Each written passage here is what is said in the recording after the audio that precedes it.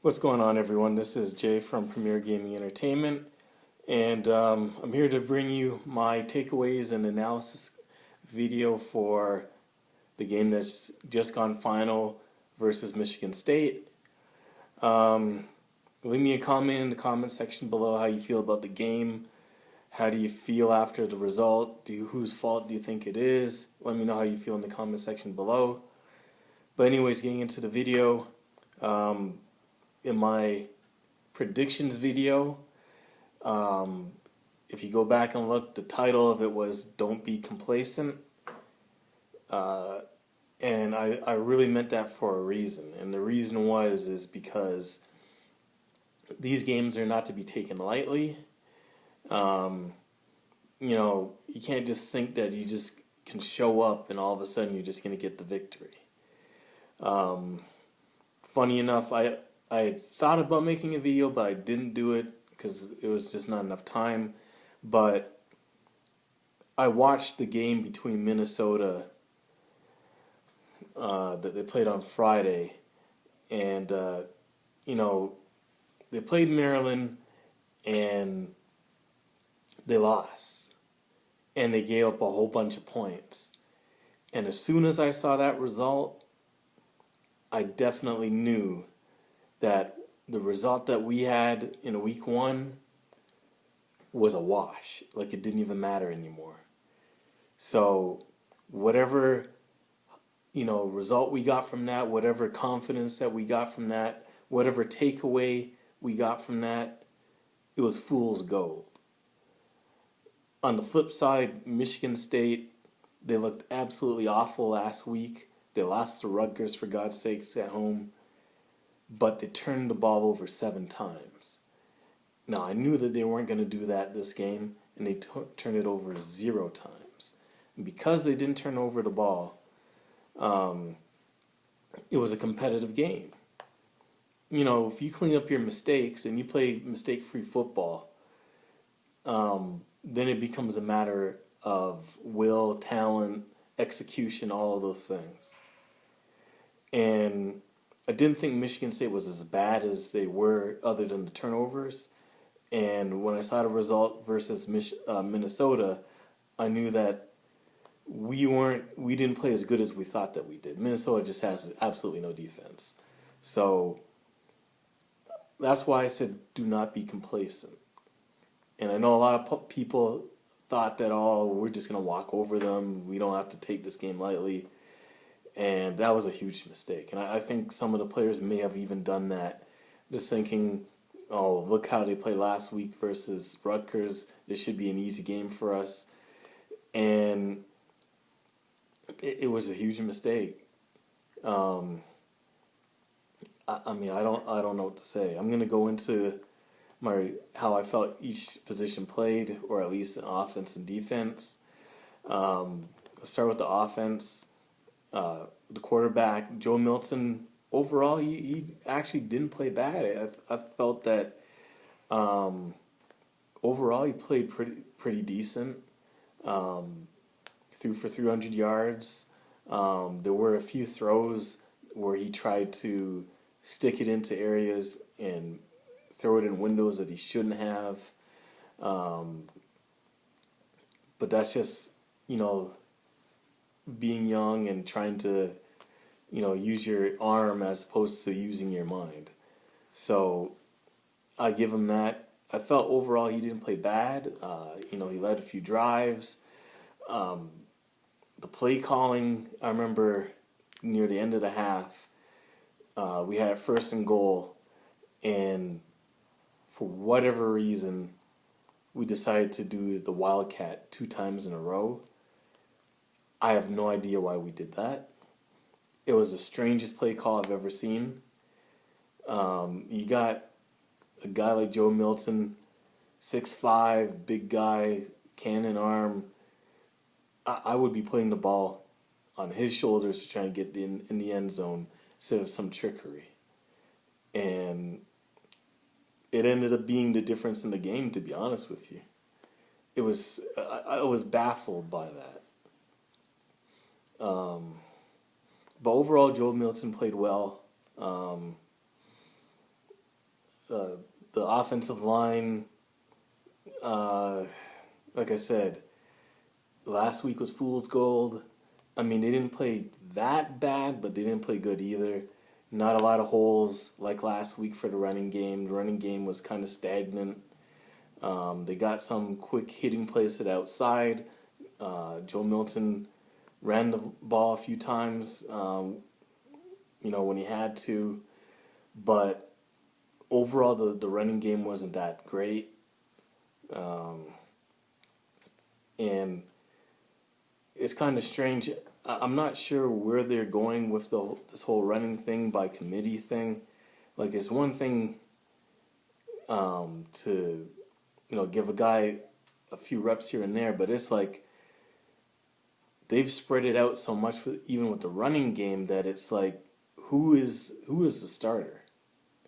I don't even know who the starter is for our running backs. I don't know who's second string. It's just like one series, one guy's out there, and next series, another guy's out there.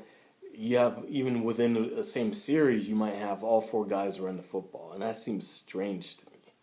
It's like, how can you get a rhythm as a running back if you might not even play in a quarter? You might be out there, run the ball a couple of times, and then you don't see the field until 2 quarters later. That just seems strange to me. But the offensive line was so-so. They gave up some sacks, missed some assignments. Because of it, the running game wasn't that great. And, it led to, and I'll give credit where credit is due. Michigan State did play well in defense, but it's not like Joe had time to throw the football. Overall, he did. So overall, I mean, they played good, good enough that we should have won the game. As I mentioned, as far as the running game goes, it was a lot linked to how the offensive line went. So it was so-so. No explosive plays, no big plays or anything like that. They played a decent game, whether it be catching the ball on check downs or running the football. They're, obviously jointed at the hip as far as the production from the offensive line. So they played so-so as well. The wide receivers, pretty good, but there was, some drops. A few drops by guys. Eric All had a drop again. Same still had a drop. It's real hard to be productive if you're letting your quarterback down. And, there's only so much you can do, Joe Milton can do. If you put the ball in the guy's hands and it hits his hands and drops down to the field, I mean, what can you do? So I felt that we could have been better at that.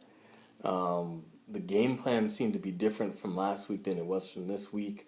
Not a lot of screens, not a lot of bubble screens, not a lot of speed in the space. It was more of a traditional drop back and pass offense, which is kind of strange to me. And it could be because of how Michigan State was playing, but they seemed to go away from what I would envision speed and space being. So, just really disappointing overall. Defensively, the defensive line didn't get any major pressure. There was some spots here and there, but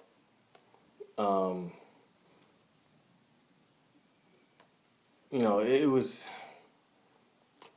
they didn't really get enough the pressure that I thought they were going to do. The Michigan State's offensive line, which seemed like it had holes up the wazoo last week versus Rutgers, seemed to play way better this week. Like I said, Michigan State's quarterback had a lot more time than he did last week. And, what I had said last for the predictions video, um, they put up yards last week. Regardless of the turnovers and stuff like that, they put up yards. They scored 27 points despite turning the ball over 7 times. So it wasn't like there was an issue with their offense. They just put the ball on the field all the time. So they did what they needed to do, and this is going to coincide with almost like how I said the running backs tied to the offensive line. Our corners, good God Almighty, this is definitely the weak link of our defense. And I've been saying this since day one, but they were exposed. I mean, really exposed. Vincent Gray looked absolutely awful. Like he just kept getting beat, getting penalties, getting beat. I think it was to the point where they took him out of the game and had Dax Hill playing corner, if I'm not mistaken. It was really, really, really, really bad. And part of that is just the inexperience, the inability to cover, and that was Michigan State's go-to. Hey, what we're gonna do is we're just gonna throw it up. Whoever Vincent Gray's covering, we're just gonna throw it up to him, and he's gonna catch it. And I promise you, at least 200 to 250 of those passing yards that those wide receivers got were against Vincent Gray. Because he looked really, really shaky out there. He got burnt on double moves. He got burnt just not looking for the football. And that was the ball game. Just the inability to cover. And it all starts up front. If he can't get any pressure on the quarterback and he has time, he's gonna burn you. And there were even times where it didn't even matter that they got pressure or not. They just threw it up, and it was just poor coverage. And if that's going to be the cornerback quality and quarterback play for the year, this is going to be a long year for Michigan football. I just finished saying, my video about the last video that I did about stubbornness, about recruits watching the game and seeing how we played, and it being a positive for us.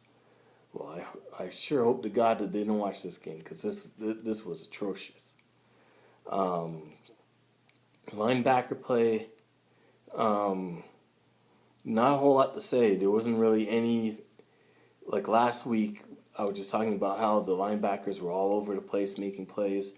This week, not a whole bunch of anything. Nothing really to report or say, nothing to talk about. Injuries really, because I saw Cam McGrone go out and he didn't come back. Then Barrett got hurt and he didn't come back. So it's going to be interesting to see how our depth goes as far as that goes, because the defense looks shaky.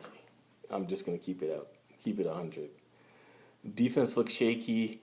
The secondary looks awful. The linebackers looked okay so far, but if injuries play a hand in it, that could be a long season for us. The line, the line was fool's gold for us against Minnesota. They got 3 sacks, but it was just in one series. And other than that, they didn't do a whole lot. So they did limit I will say that the front seven did limit the rushing yards for Minnesota this week. I mean, not Minnesota, for Michigan State this week, but I don't know if that's even relevant to this because they didn't look good against Rutgers either. And, some of that could be because they were playing from behind, but it just overall was just poor play all around.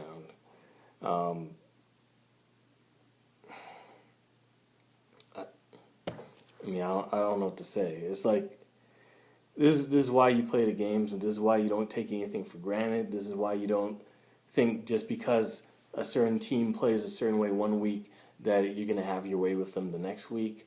It just doesn't work that way.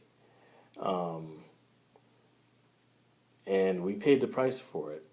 So I see us, we might not be ranked next week because of this.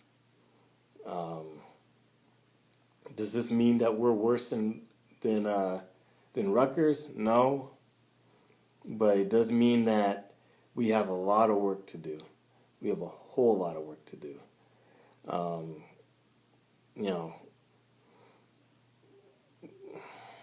I was thinking that we might be 6-2 for the season, 7-1 for the season. Now we already got a loss to a team that I didn't think that we were going to lose to. And we still got Indiana, Penn State, Ohio State. So, we got Wisconsin as well, if we play that game. Those are potentially another 3-4 losses. So we got to get our act together. It's now or never. And I honestly think that the hot seat for Jim Harbaugh, where I didn't think there would be one, it's not a hot seat, but it's getting a little bit warm. It's lukewarm. This was a real bad loss. Really, really bad loss. Anyways, that's it for the video. Thank you for watching.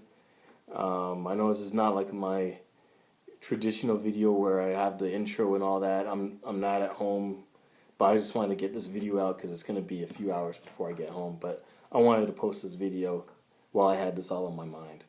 Anyways, thank you for watching the video. If you liked the video, definitely feel free to leave a like on it. Let me know how you feel about the game in the comment section below. Is the season already over for us? Let me know how you feel. And if you enjoyed the video and you like my content, definitely subscribe to the channel. Anyways, thank you for watching. And as always, go blue.